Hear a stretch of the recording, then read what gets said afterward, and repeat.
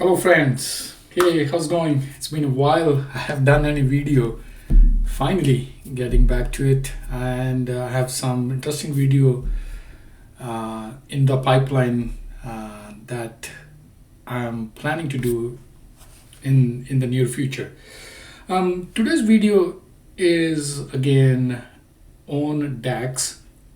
Um, I know everything is now surrounded by fabric. Of course, I'm wearing fabric jersey as well, but let's still DAX is as important as other component of Power BI, Power Fabric, and all things related to data.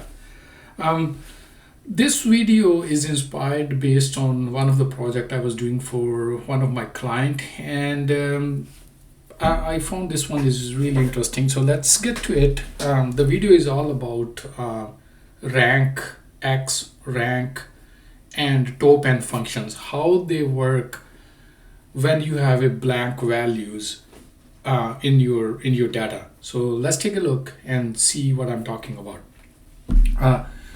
So here what I have is a very simple data I just created, dummy data. I have two tables, customer and sales. Customer has two columns, customers, and then how customers are grouped. Again, this is just to show the demo. And the sales is like by customer. For different customers there's a sale. Here I put the visualization. Sum is just a sum of sales, and let's unselect that. I intentionally have interaction between this slicer and this one, and this visual and this visual not to be impacted by the filter or the slicer, just to show the result what we're talking about here.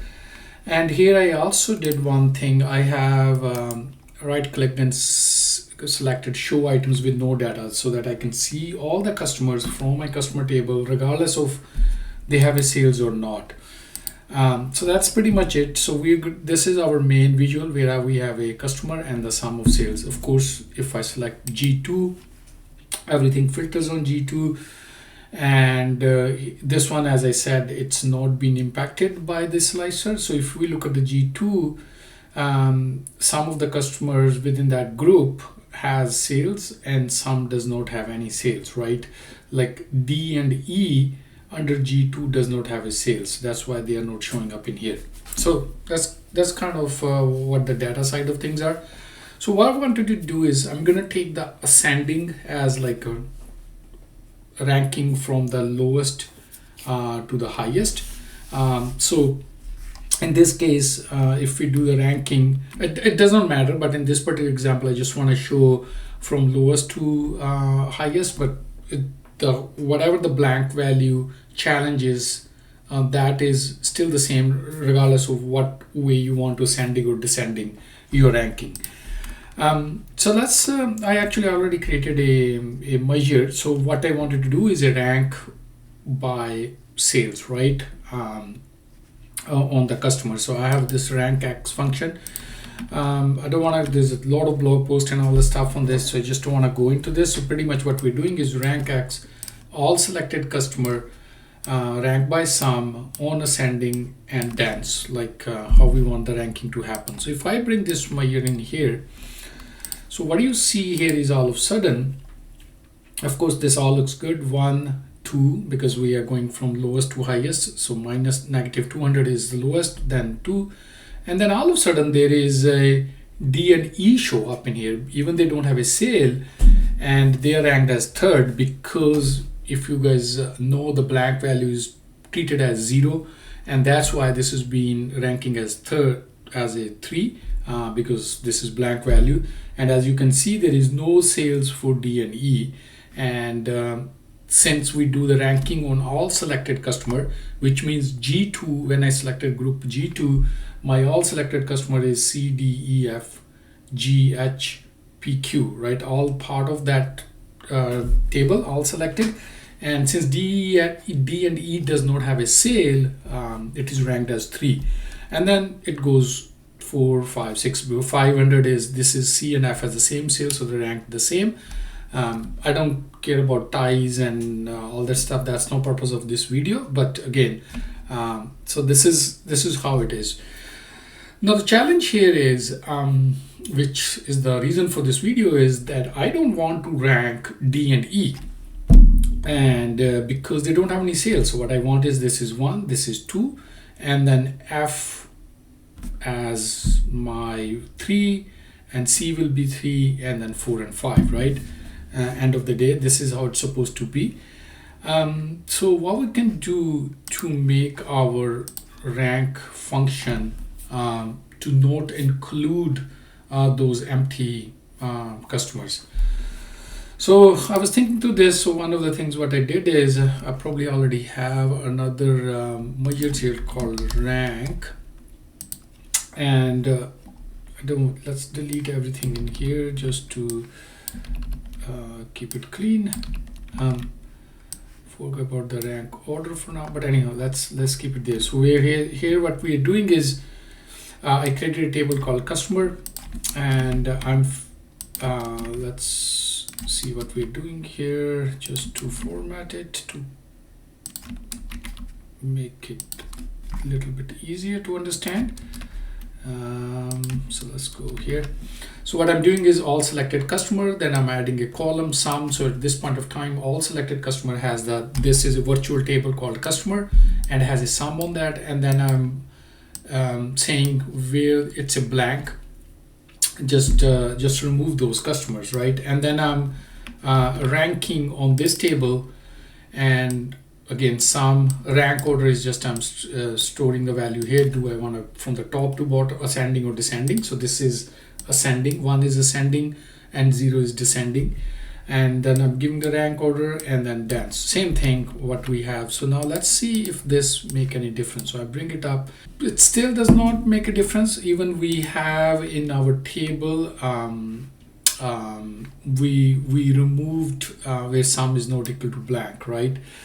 So what's the solution for this? So let's let me go one level further into this. I have, if you know, there was another function introduced recently when the Windows function came, is called rank, and I was experimenting. I'm wondering if the rank would work better than RANKX function. So let's take a look at the rank function and see how does that behave in this scenario.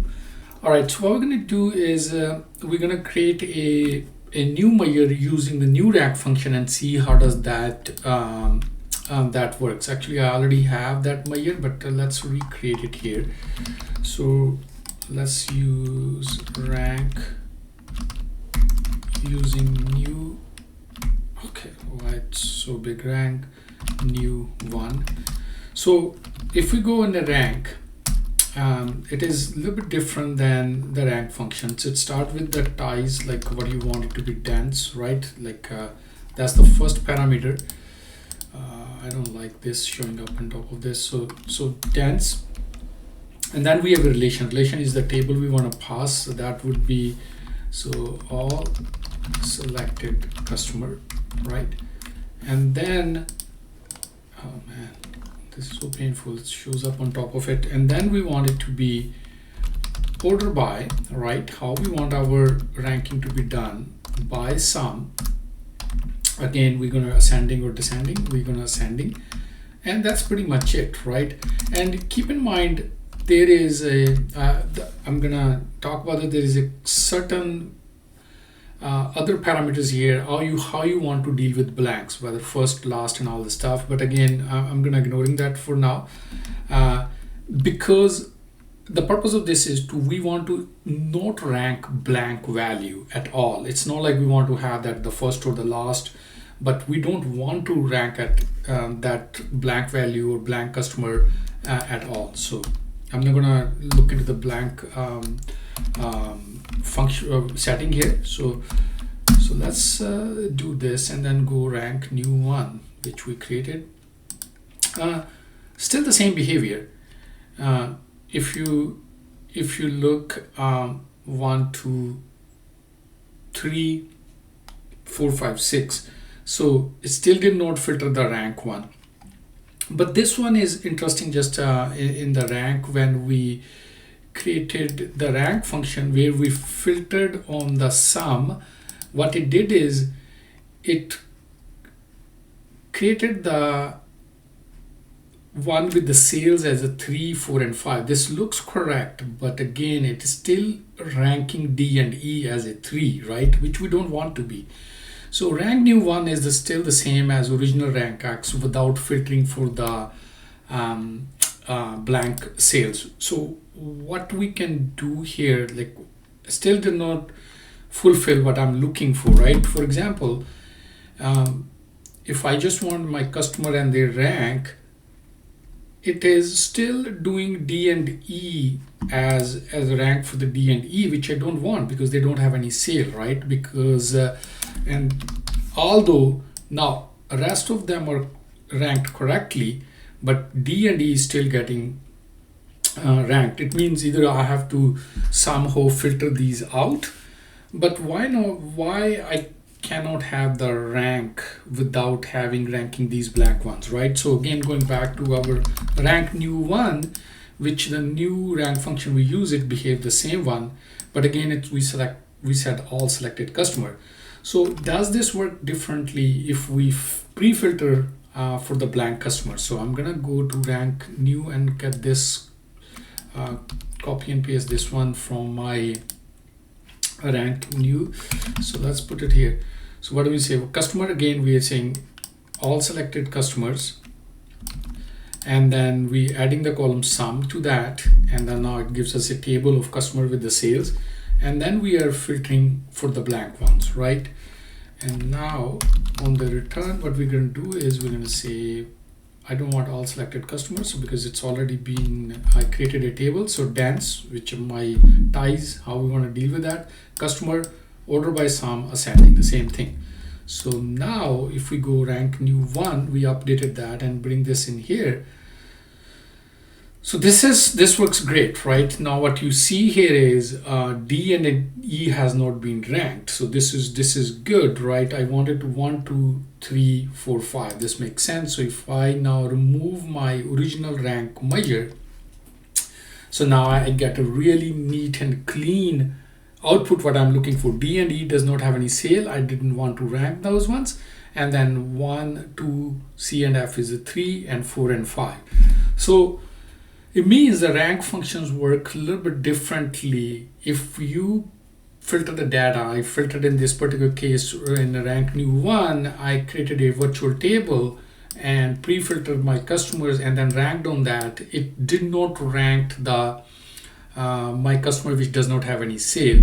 Whereas the original rank function, even though I filtered my customer for the blank one, it worked good, but again, it still ranked the customer with the blank sales. Just to clarify that, if I bring the rank 1 in here, so it did put like D and E, ignored it, but ranked them as a 3 along with the C and F, whereas the original RANKX was this 1, 2, the D and E as ranked as 3 because of the blank values, and then 4, 5, and 6.